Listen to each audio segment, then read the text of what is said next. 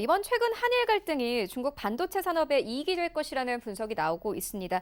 이러면서 이 한국과 일본 그리고 중국 간의 반도체 경쟁 구도가 다시 새 판을 짜게 될 것이다라는 분석도 함께 나오고 있는 상황인데요. 어떻게 보십니까? 네, 지금 계속 나오고 있는 얘기가 이번에 일본의 경제 제재와 관련된 얘기들 계속 시장에서 떠오를 수밖에 없는데요. 일단 중국이 상대적으로 되게 계산기를 많이 두들기고 있을 상황이 아닌가 생각됩니다. 이번에 일본과 한국이 사이가 나빠지게 되면 과연 우리한테 어떤 영향을 끼칠 것인가 라는 쪽에서 눈치 빠르게 여러 가지 분석을 하고 있을 거라고 생각이 되고 있는데요. 일단 긍정적인 측면만 보게 되면은 중국의 반도체 쪽과 그 디스플레이 쪽이 오히려 한국이 위축되기 시작하게 되면 오히려 좀 기회 요인이 아닐까라는 쪽에서 약간 넘보기 시작할 걸로 보여지고 있는데, 하지만 반도체 쪽은 크게 성장하기는 좀 어렵겠죠. 왜냐하면 아무래도 중국 업체들이 반도체 굴기를 계속 쓰다가 아직 어떤 확연히 드러나는 성과를 보여주지 못한 측면이 있기 때문에 아마 이쪽에 대해서는 우리 그렇게 큰 기대는 못 하는데, 우리 디스플레이 쪽이 아닐까 생각됩니다. 그런 관점이라고 하게 되면 LCD보다 OLED 쪽에 대해서 OLED 굴기라고 표현할 정도로 투자를 강화시키고 있는 상황들인데, 여기서 빨리 좀 기회를 잡겠다라는 관점 쪽에서 조금 더 드라이브를 걸지 않을까라는 관점 쪽으로 바라보고 있고요.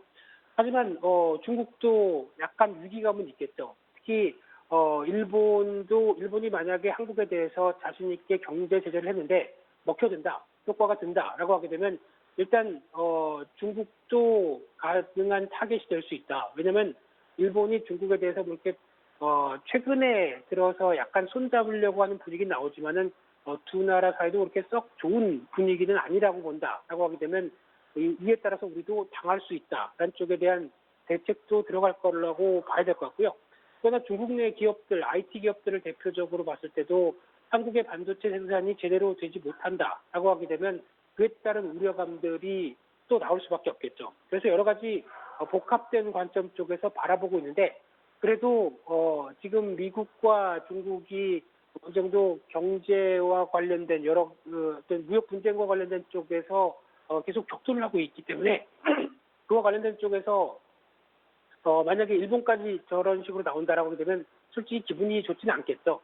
그런 관점 쪽으로 보게 되면 계속 우려의 목소리를 낼 수밖에 없다라는 관점 쪽으로는 보여지고 있는데, 하지만 이제 한국의 입장 쪽으로 보게 되면 이쪽도 조금 약간 답답한 느낌이 드는 게요.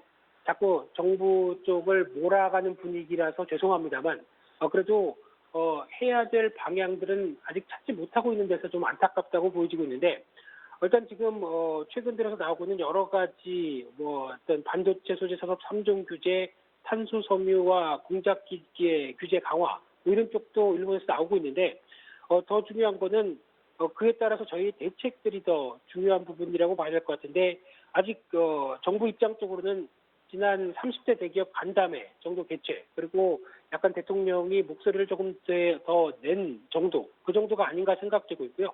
그런데 이런 부분들이 만약에 쓸 수 있는 카드가 강했다라고 하게 되면 벌써 썼겠죠. 근데 반대로 지금은 실질적으로 정부가 쓸 수 있는 카드가 없다는 것을 반증하는 결과가 아닐까. 그게 로우 대책이라고 하는 쪽에 약간 애매모호한 정책이 아닐까 생각되고 있는데요. 게다가 어떤 자립도를 증가하겠다. 이 부분은 당장은 아니죠. 적어도 2, 3년은 걸치는 어떤 시간이 필요한 상황들인데, 이런 쪽으로 봤었을 때는 어떤 적극적인 대응도 아닌 관점 쪽에서 좀 애매모호하다라는 쪽으로밖에 볼 수 없는 상황들인데, 그렇게 되면 앞으로 한국 정부는 일단 그래도 이번이 정치적인 이슈가 좀 컸다라고 하게 되면 일본 참의원 선거 7월 21일까지 이어지는 쪽을 일단 기다렸다가 다시 한일 대화에 참가하는 게 가장 실익이 높은 흐름이 아닐까 생각되고 있고요. 물론 과거사와 관련돼서 여러 가지 부분들이 어떤 우리가 기분 나쁘고, 그리고 약간 어떤 좀 자존심이 상한다라고 볼 수 있는데, 이런 부분들이 경제적인 실익 앞에서는 일단 먼저 실익을 찾는 게 더 중요하지 않을까라는 관점 쪽으로 바라보고 있는데요. 그런 관점 쪽으로 봤을 때 과거 중국과 일본의 영유권과 히토류 분쟁 사례를 한번 참고를 해보면 될 것 같은데요. 2010년도에 중국과 일본이 센가쿠 열도의 영유권 분쟁이 발생했습니다. 그러다 보니까 중국이 경로했죠. 그런 차원에서 히토류를 수출 금지하겠다라는 쪽에 일본에 통보를 했고요. 그러다 보니까 일본은 그때까지만 하더라도 거의 어떤 중국에서 히토류 수입이 90%가 넘는 상황이다 보니까 고민하다가 18일 동안 고민했습니다. 그러다가 안 되겠다 싶어서 일본은 빠르게 사과를 하고 합의를 했죠. 그런 것들 쪽에서 보게 되면 일본이 졌네, 일본 옛날 같지가 않네라고 생각할지 모르는데 오히려 그 사이에 일본이 2년 만에 히토류의 중국 의존도를 90%대에서 50%대로 급하게 하향시키면서 대체하는 부분들과 그리고 자금률을 상당히 높였습니다. 그런 다음에 2년 뒤에 바로 다시 생각고 열도의 분쟁을 본격화시켰죠. 이제 우리 보복당할 거 없으니까 어디 한번 해볼 테면 해보자라는 쪽으로 나갔죠.